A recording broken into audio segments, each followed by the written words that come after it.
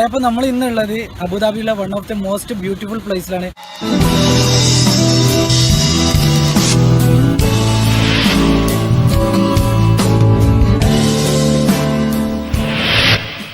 എൻ്റെ പുറകിൽ കാണുന്നതാണ് ഷെയ്ഖ് സായിദ് മസ്ജിദ്. UAEയുടെ തലസ്ഥാനമായ അബുദാബിയിൽ സ്ഥിതി ചെയ്യുന്ന ഷെയ്ഖ് സായിദ് മസ്ജിദിലാണ് നമ്മളുള്ളത്. അബുദാബി ടൗണിൽ നിന്നും 15 കിലോമീറ്റർ സഞ്ചരിച്ചാൽ നമുക്ക് ഈ വെള്ളക്കൊട്ടാരത്തിലെത്താൻ സാധിക്കും. പൂർണ്ണമായും ഇറ്റാലിയൻ മാർബിൾ കൊണ്ട് നിർമ്മിച്ച പള്ളി കാണാൻ വളരെയേറെ ഭംഗിയുണ്ട്.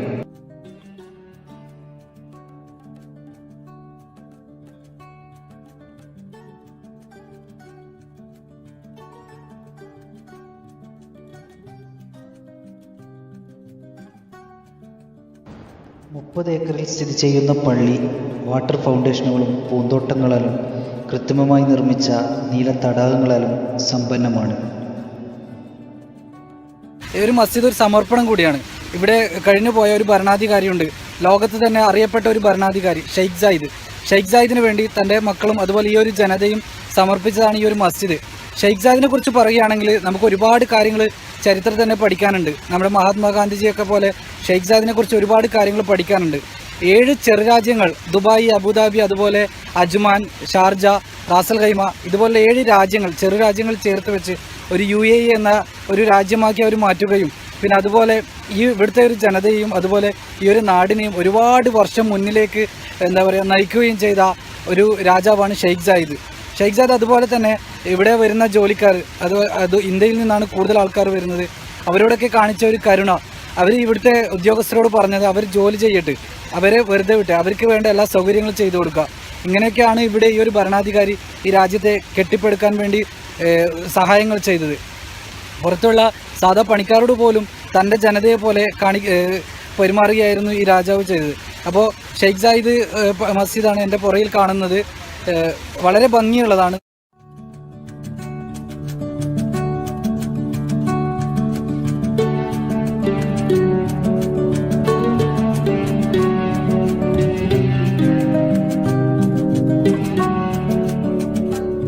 അപ്പോൾ നമ്മൾ ഷെയ്ഖ് സായിദ് മസ്ജിദിൻ്റെ അകത്താണുള്ളത്. എൻ്റെ ബാക്കിൽ കാണുന്നതാണ് ഈ ഷെയ്ഖ് സായിദ് മസ്ജിദിൻ്റെ ഓരോ ഡിസൈനുകൾ.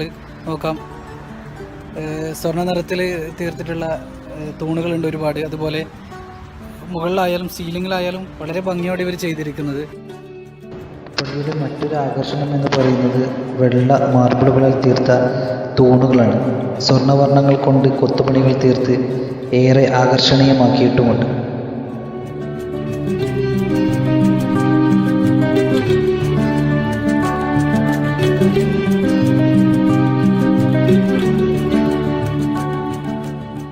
ഷെയ്ഖ് സായിദ് മസ്ജിദിൻ്റെ ആ ഗേറ്റ് കയറി വന്നു കഴിഞ്ഞാൽ നമുക്ക് ഫസ്റ്റ് കിട്ടുന്ന ഒരു ഭാഗമാണ് എൻ്റെ ഈ ബാക്കിൽ കാണുന്നത്. നമുക്ക് പള്ളിയുടെ ഒരു വളരെ ഭംഗിയുള്ള ഒരു ഭാഗമാണ് ഇത്. പക്ഷെ നമുക്ക് ഇതിനകത്ത് ഇവിടെ നിന്നൊരു ഫോട്ടോ എടുക്കാം, പക്ഷേ കുറച്ചുകൂടി അകത്തേക്ക് നമുക്ക് അലൗഡ് ഇല്ല. ഇതാ എൻ്റെ ബാക്കിൽ കാണുന്നതാണ് ഒരു ഷെയ്ഖ് സായിദ് മസ്ജിദിൻ്റെ വേറൊരു ഭാഗം. 7 വ്യത്യസ്ത വലിപ്പത്തിലുള്ള 82 താഴികക്കുടങ്ങളും മറ്റു കൊത്തുപണികളും സന്ദർശകരുടെ കണ്ണിന് കുളിർമ നൽകുന്ന ഒന്ന് തന്നെ.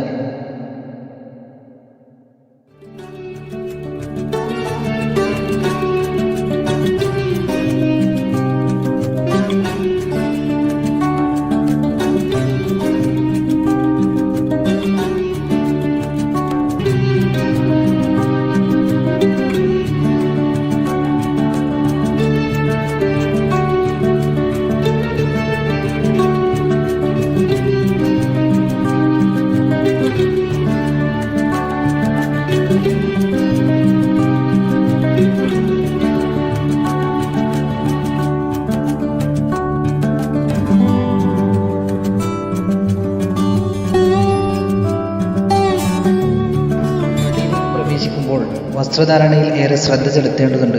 സ്ത്രീകൾക്ക് അബായയും അതുപോലെ പുരുഷന്മാർക്ക് മാന്യമായ വസ്ത്രധാരണവും അത്യാവശ്യമാണ്.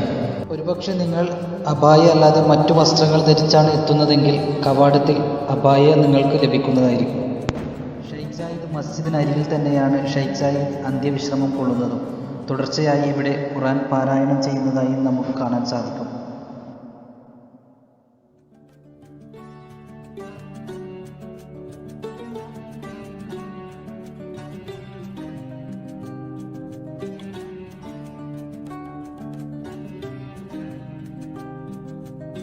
2 ബില്യൺ ചെലവിട്ട് പള്ളി നിർമ്മിക്കാൻ 11 വർഷം പിന്നിട്ടു.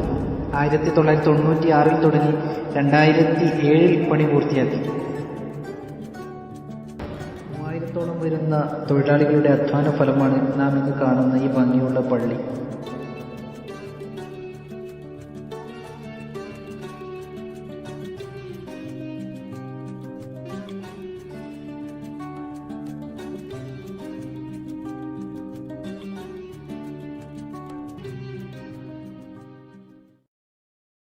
പള്ളിയുടെ ഏത് ഭാഗത്തും നമുക്ക് കാണാൻ സാധിക്കുന്നത് മാർബിളുകൾ കൊണ്ട് തീർത്ത കൊത്തുപണികൾ തന്നെയാണ്.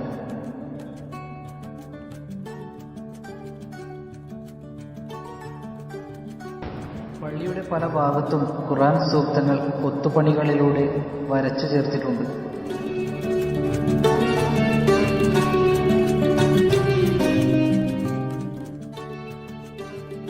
സ്ഫടികത്തിൽ തീർത്ത ലോകത്തിലെ ഏറ്റവും വലിയ അലങ്കൃത വിളക്കാണ് ഈ കാണുന്നത്. 49 അടി ഉയരവും 33 അടി വ്യാസവുമുള്ള ഈ വിളക്ക് ജർമ്മനിയിൽ നിർമ്മിച്ചതാണ്. 1200 നെയ്ത്തുകാരും 20 വിദഗ്ധരും 30 പണിക്കാരും ചേർന്നപ്പോൾ 47 ടൺ വലിപ്പമുള്ള പരവതാനി ഷെയ്ഖ് സായിദ് മസ്ജിദിന് സ്വന്തമായി.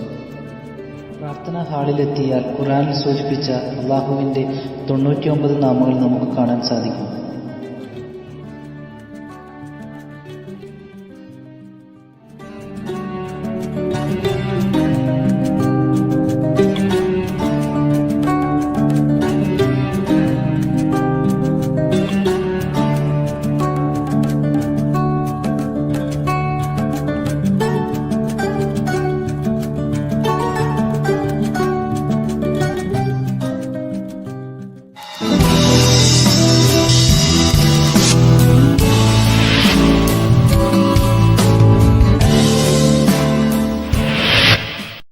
ഹായ് ഫ്രണ്ട്സ്, ട്രാവൽ ആൻഡ് മോട്ടിവേഷൻ്റെ മറ്റൊരു വ്ളോഗിലേക്ക് എല്ലാവർക്കും സ്വാഗതം.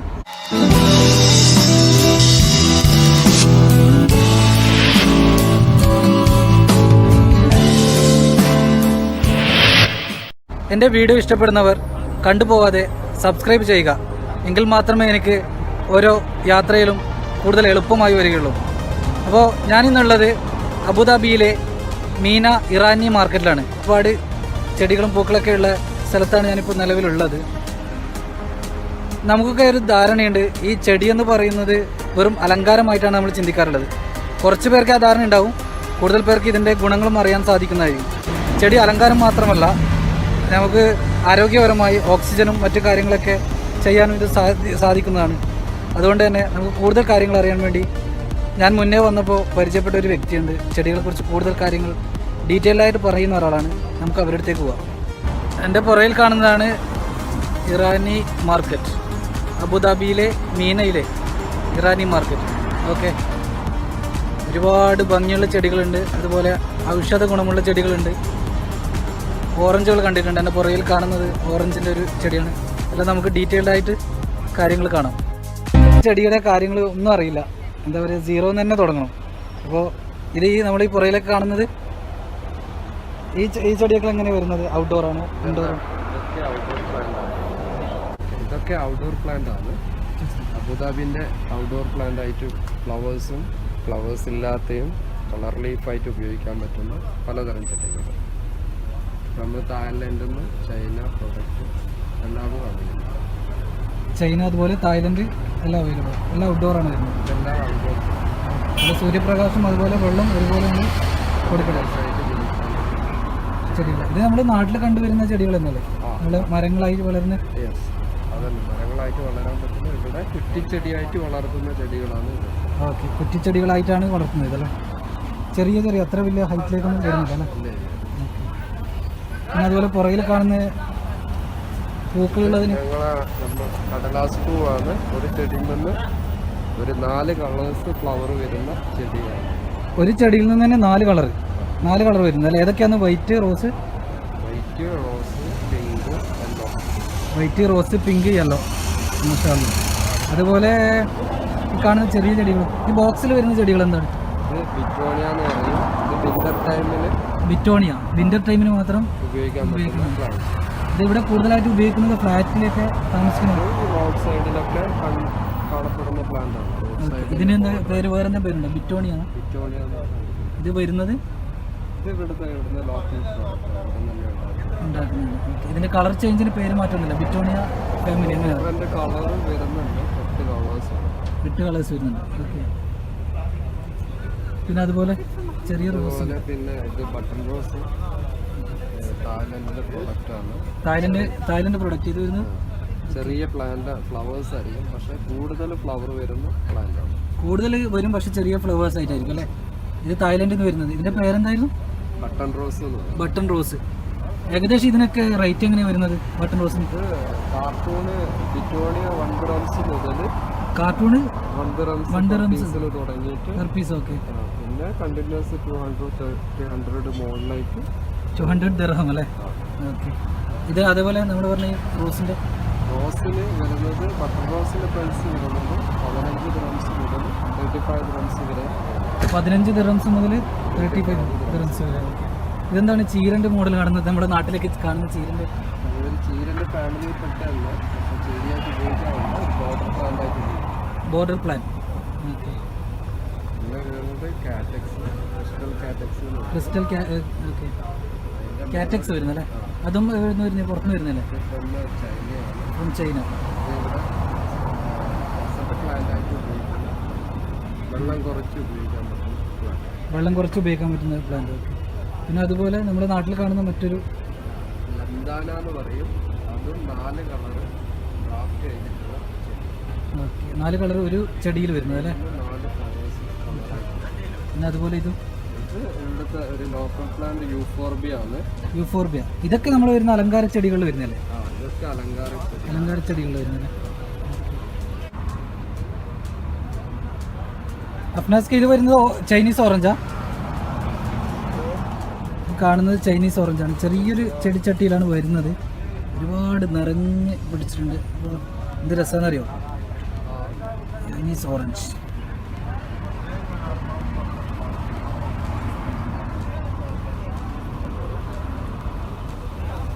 നല്ല ഡിഫറെൻ്റ് ആയിട്ടുള്ള കടലാസ് റോസ്.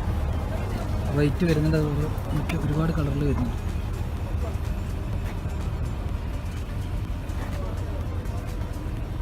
അകത്താണുള്ളത്. സത്യം പറഞ്ഞാൽ ഒരുപാട് എന്താ പറയുക, കസ്റ്റമറൊക്കെ ഒഴിവാക്കിയിട്ട് നമുക്ക് വേണ്ടി ഹെൽപ്പ് ചെയ്യുന്നു. ഞാൻ ഇങ്ങോട്ട് വരാൻ കാരണം എന്ന് വെച്ചാൽ കഴിഞ്ഞ തവണ വന്ന സമയത്ത് തന്നെ അഫ്നാസ്ക വളരെ ആത്മാർത്ഥയോടെ ഓരോ ചെടികളും കാണിച്ചിട്ട് പറഞ്ഞത് തന്നെ നമ്മളോട്. എൻ്റെ ഒരു സുഹൃത്ത് ഫാമിലി ആയിട്ട് ഇവിടെ താമസിക്കുന്നവരുണ്ട്, അവർ കൂടെ വന്നത്. അപ്പോൾ അവരെന്നെ എന്നോട് പറഞ്ഞത് ഓരോ ചെടികളും അവർക്ക് കച്ചവടമാണ് ലക്ഷ്യമെങ്കിൽ ഒരിക്കലും എല്ലാം നല്ലതെന്നേ പറയാൻ പറ്റൂ. പക്ഷെ ഒരുപാട് ചെടികളാണ്, അതെടുക്കണ്ട, അത് നിങ്ങൾക്ക് ഉപകാരപ്പെടില്ല, അങ്ങനെ പറഞ്ഞ ഓരോ കാര്യങ്ങൾ കൃത്യമായി പറഞ്ഞപ്പോൾ തന്നെ നമുക്ക് മനസ്സിലാക്കാൻ പറ്റി. അങ്ങനെയാണല്ലോ നമ്മൾ ഓരോ സെയിൽസ്മാൻമാരെ അല്ലെങ്കിൽ അവർ കച്ചവടം ചെയ്യുന്നവർ നമുക്ക് ഇഷ്ടമായത്. അതുകൊണ്ട് തന്നെയാണ് ഇങ്ങോട്ടേക്ക് ഞാൻ റെഫർ ചെയ്യുന്നത്. ഞാനിപ്പോൾ മാസ്ക് ഒഴിവാക്കിയത് എൻ്റെ അടുത്ത് ആരും ഇല്ലാത്തതുകൊണ്ടാണ്.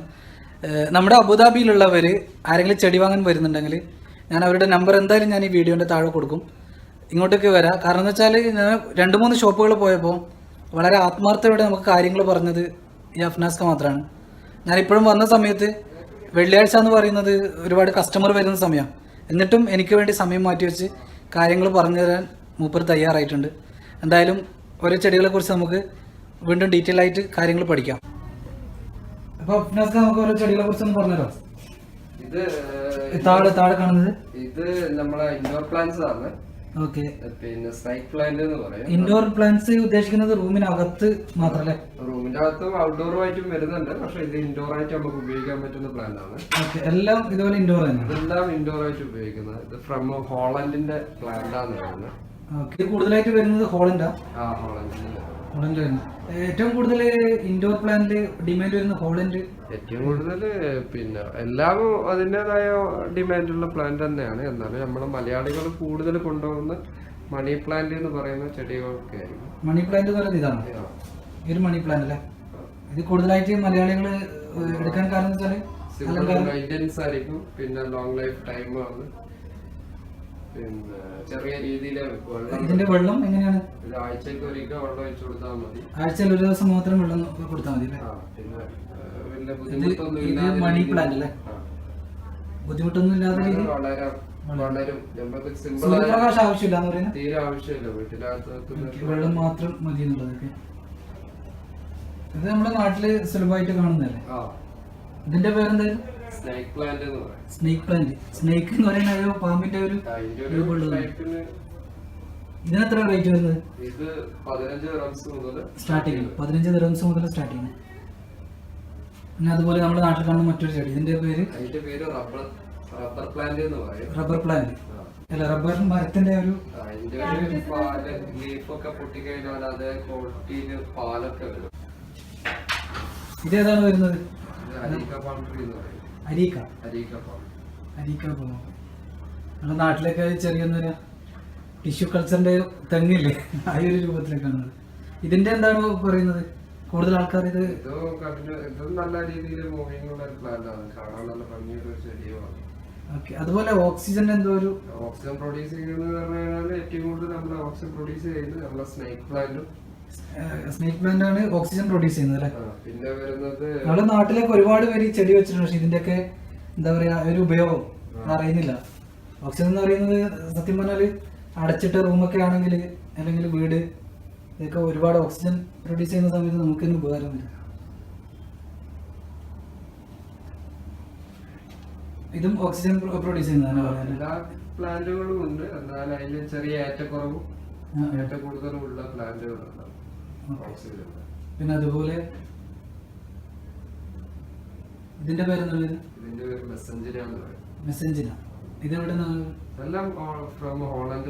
ഹോളണ്ട് അല്ലേ? അതുപോലെ അടുത്തൊരു ചെടി എല്ലാം സത്യം പറഞ്ഞാൽ നമ്മള് പൊതുവെ നാട്ടില് പൂക്കളാണ് അലങ്കാരമായി കാണുന്നത്. പക്ഷെ നമുക്ക് ചെടികളുടെ ഇലകൾ തന്നെ വളരെ അലങ്കാരമായിട്ട് വെക്കാൻ പറ്റുന്നതാണ്. നമ്മൾ മുകളിൽ കാണുന്നത് 2 കളർ വരുന്നത്. ഇത് നമ്മുടെ നാട്ടില് കണ്ടുവരുന്ന ചെടികളാണ് അല്ലേ? സ്റ്റാർലൈറ്റ് എന്ന് പറയും. സ്റ്റാർലൈറ്റ്. ഫൈക്ക സ്റ്റാർലൈറ്റ്.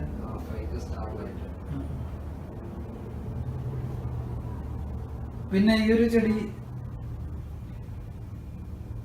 ഇതിനെ കുറിച്ചാണ് ഒരു നാട്ടിലൊക്കെ ചെറിയൊരു തെറ്റിദ്ധാരണ.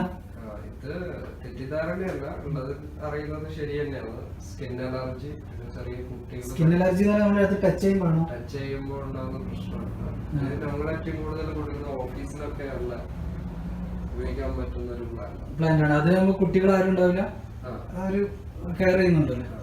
നമ്മുടെ ഓഫീസിലുള്ള ടൈം ഒരു 8 hour വർക്ക് ചെയ്ത് ക്ലോസ് ചെയ്തത്.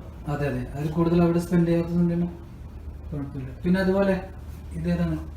പിന്നെ അതിന്റെ പാം ട്രീയിൽ പെട്ടത് തന്നെയാണ് കെൻഡിയ പാം ട്രീ. കെൻഡിയ പാം ട്രീ അല്ലേ?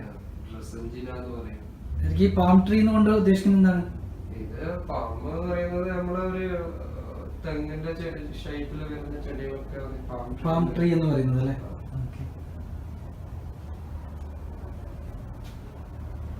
ഇതേതാണ്? ഈ താഴെ ആന്തൂറിയം എന്ന് പറയും.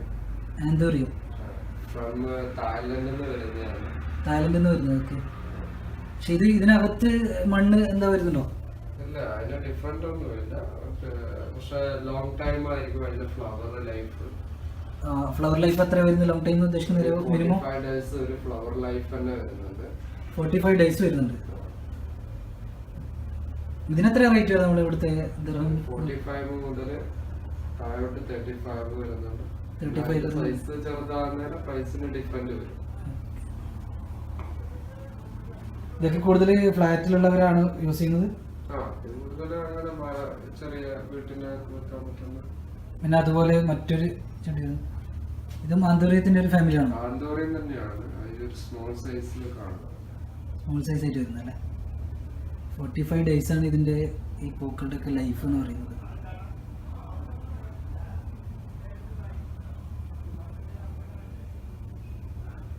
പിന്നെ അതിന്റെ പുറകിലേക്ക് വരുന്ന സാധനം എന്താണ്? അത് ഫൈക്കസ് സ്റ്റാർലൈറ്റിന്റെ ഒറ്റ കളർ ഫൈക്കസ് എന്ന് പറയും. ഫൈക്കസ്. ഇത് ഫൈക്ക് സ്റ്റാർലൈറ്റ് അല്ലേ? ഡബിൾ കളർ വരുന്നത്.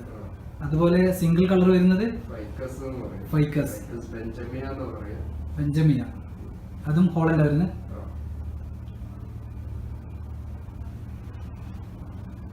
ഇതാണ് നമ്മുടെ അഫ്നാസ്കയുടെ ഷോപ്പിൽ കാണുന്ന ചെടികളും ഔഷധ ഗുണങ്ങളുള്ള ചെടികൾ.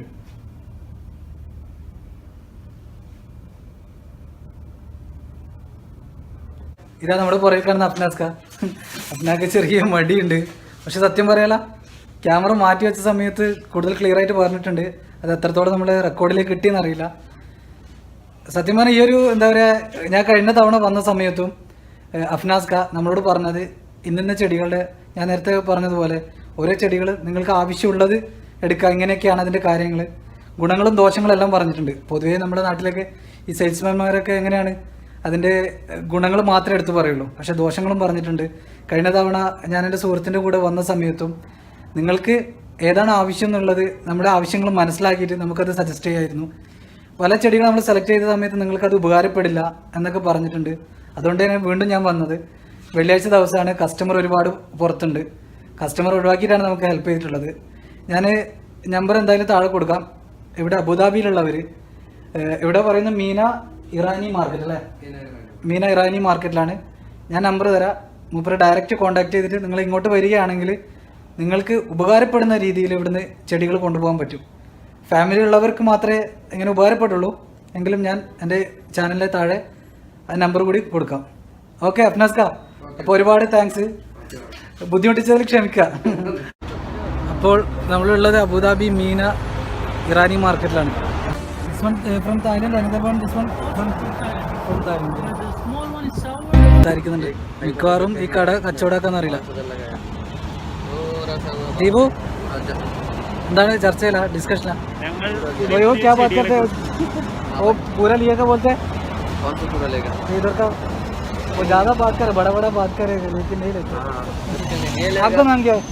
मोहम्मद तैजुल. मोहम्मद तैजुल फ्रॉम बांग्लादेश. पाकिस्तान, बांग्लादेश, इंडिया, पूरा देखो भाई मिक्स है, मिक्स पूरा मिक्स है. देखो हम लोग इधर भाई है. ओके भाई. ये इसका नाम है ഫഹീം. वो बिजी है थोड़ा, കസ്റ്റമർ ആത്തെ. ഓക്കെ, നമ്മുടെ കസ്റ്റമർ വരുന്നുണ്ട്, നമ്മൾ വെറുതെ അവരെ ബുദ്ധിമുട്ടിക്കണ്ട. Okay bye, thanks. ദീപു അവളെ പുറകിൽ കാണുന്നത് എന്താ? ഇതാണ് നമ്മൾ പലതരത്തിൽ സെപ്പറേറ്റുകളായിട്ട് പൂ സെറ്റ് ചെയ്യണ സ്ഥലം. പൂ സെറ്റ് ചെയ്യുന്ന പൂ സ്റ്റാൻഡ്, ഫ്ലവർ സ്റ്റാൻഡ്. അതിന് ഇംഗ്ലീഷ്, ഫുൾ ഇംഗ്ലീഷ് പറയാൻ വരും. വീഡിയോ ഇഷ്ടപ്പെട്ടവർ ലൈക്ക് ചെയ്യുക, കമൻറ്റ് ചെയ്യുക, അതുപോലെ സബ്സ്ക്രൈബ് ചെയ്യാനും ആ ബെൽ ബട്ടൺ ക്ലിക്ക് ചെയ്യാനും മറക്കരുത്. ബെൽ ബട്ടൺ ക്ലിക്ക് ചെയ്താൽ മാത്രമേ നമുക്ക് നോട്ടിഫിക്കേഷൻ വരുള്ളൂ പുതിയ വീഡിയോ ചെയ്യുന്നത്. നിങ്ങൾ സബ്സ്ക്രൈബ് ചെയ്യുമ്പോഴാണ് എനിക്ക് കൂടുതൽ കോൺഫിഡൻസും വരുന്നത്. ഓക്കെ, അടുത്ത വീഡിയോയുമായി വീണ്ടും കാണാം. Good bye.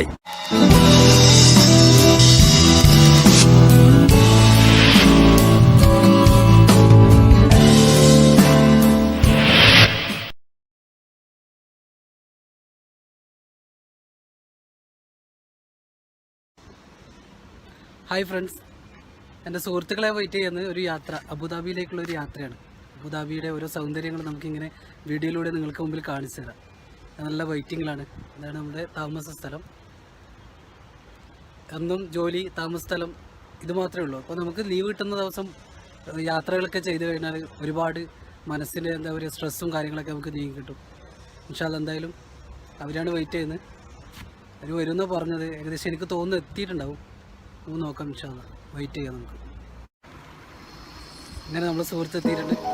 ഇൻഷാ അല്ലാഹ് ഇനി ഓരോ യാത്രകളും നമുക്ക് അബുദാബിയിലെ ഓരോ ഭംഗികളുമാണ്. ഷഫീഖ് അവസരത്തിലായ ഒരു ബ്ലോഗും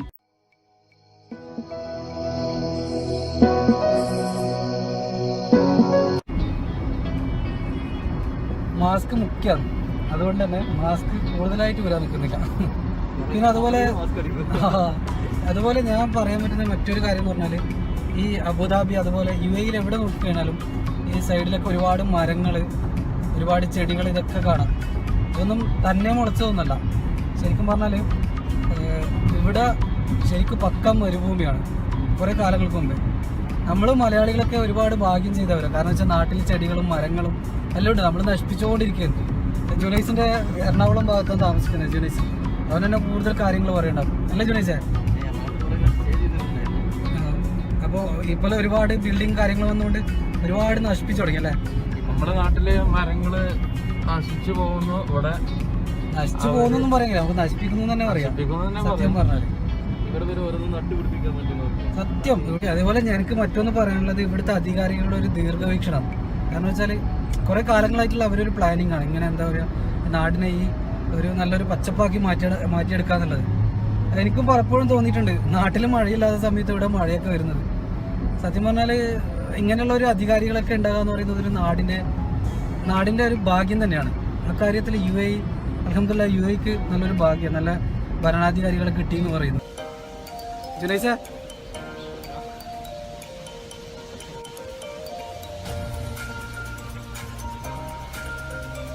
ഷെഫിക പെട്ടെന്ന് വാ.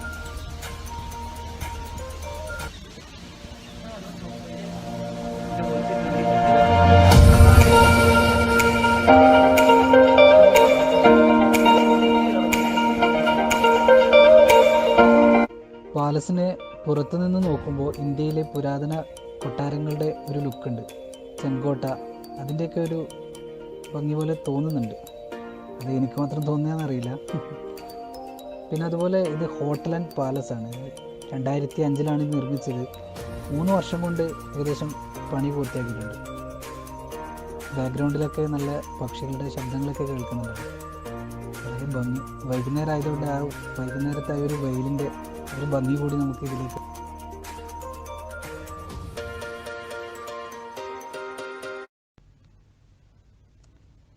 അങ്ങനെ നമ്മൾ എമിറേറ്റ്സ് പാലസിൻ്റെ അകത്തെത്തി. നമ്മൾ കയറി വരുമ്പോൾ തന്നെ ഷെയ്ഖ് സായിദ്, ഇവിടുത്തെ പഴയൊരു രാജാവിൻ്റെ അതോ പഴയൊരു ഭരണാധികാരിയുടെ ഫോട്ടോ നമുക്ക് കാണാൻ സാധിക്കും. ഈ അടുത്ത കാലത്ത് നമ്മെ വിട്ടുപിരിഞ്ഞ ഒരു ഭരണാധികാരിയാണ്. ജീവിതകാലത്ത് ഒരുപാട് നന്മ ചെയ്തതുകൊണ്ട് തന്നെ ഈ ഭരണാധികാരി ഇവിടുത്തെ ജനങ്ങളുടെ ഹൃദയങ്ങൾ കീഴടക്കിയിട്ടുണ്ട്. ഇന്നും മരിക്കാത്ത ഓർമ്മകളുമായി UAEയിലെ ജനതയുടെ ഹൃദയം, UAEയിലെ മാത്രമല്ല ഒരുപാട് രാജ്യങ്ങളുടെ ആൾക്കാരുണ്ടല്ലോ ഇവിടെ. ഇന്ത്യ, അതുപോലെ പാകിസ്ഥാൻ, അതുപോലെ ബംഗ്ലാദേശ്, അങ്ങനെ തുടങ്ങി ഇന്തോനേഷ്യ, ഫിലിപ്പീൻ, ഒരുപാട് രാജ്യങ്ങളുടെ ആൾക്കാർ ഇവിടെ ജോലി ചെയ്യുന്നുണ്ട്. എല്ലാവർക്കും ഒരു തണൽ നൽകുന്ന ഒരു രാജ്യമായതുകൊണ്ട് തന്നെ മുൻകാലങ്ങളിലൊക്കെ ഒരുപാട് നന്മകളുടെ പ്രവർത്തനങ്ങൾ ചെയ്തതുകൊണ്ട് തന്നെ ഹൃദയങ്ങൾ കീഴടക്കിയ ഒരു വലിയൊരു ഭരണാധികാരി. അങ്ങനെ ഞാനും സുഹൃത്ത് ജുനൈസ് കൂടിയ പാലസിൻ്റെ അകത്തേക്കുള്ള ഒരു കാഴ്ചകൾ ഇങ്ങനെ കാണുകയാണ്. എല്ലാം ഗോൾഡിഷ് നിറങ്ങളുള്ള ഒരുപാട് ടൂറിസ്റ്റുകൾ വന്ന് ഇവിടുന്ന് പോകുന്നുണ്ട്. കോവിഡിൻ്റെ സമയത്തായതുകൊണ്ട് സോഷ്യൽ ഡിസ്റ്റൻസ് ഒക്കെ പാലിച്ചുകൊണ്ടാണ് എല്ലാവരും ഇവിടെ ഉള്ളത്.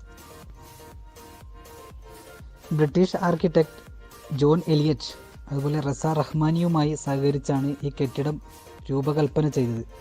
ആധുനിക രൂപകൽപ്പന, നിർമ്മാണ രീതികൾക്കൊപ്പം ബാലൻസ്, ജാമിതി, അനുപാതം, താളം, ശ്രേണീയബദ്ധമായ ഊന്നൽ തുടങ്ങിയ ഇസ്ലാമിക വാസ്തുപരമായ ഘടകങ്ങളുടെ മിശ്രിതമാണ് ഹോട്ടലിൻ്റെ രൂപകൽപ്പന. മുകളിൽ കാണുന്ന ഒരു ചിലന്തി വലയൊക്കെ പോലുള്ള ഒരു ഭംഗിയായ സ്ഥലവും കാണാം. പിന്നെ അതുപോലെ മുകളിൽ നമ്മൾ കാണുന്നത് ഹോട്ടൽ മുറികളാണ്. അവിടെ നമുക്ക് അലൗഡ് ഇല്ല. ശരിക്കും നമുക്ക് ഇവിടെ ഗ്രൗണ്ട് ഫ്ലോറിൽ മാത്രമാണ് ടൂറിസ്റ്റുകൾക്ക് അലൗഡായിട്ട് വരുന്നത്. എല്ലാം ഒരു ഗോൾഡിഷ് കളറിലാണ് ചെയ്തിരിക്കുന്നത്.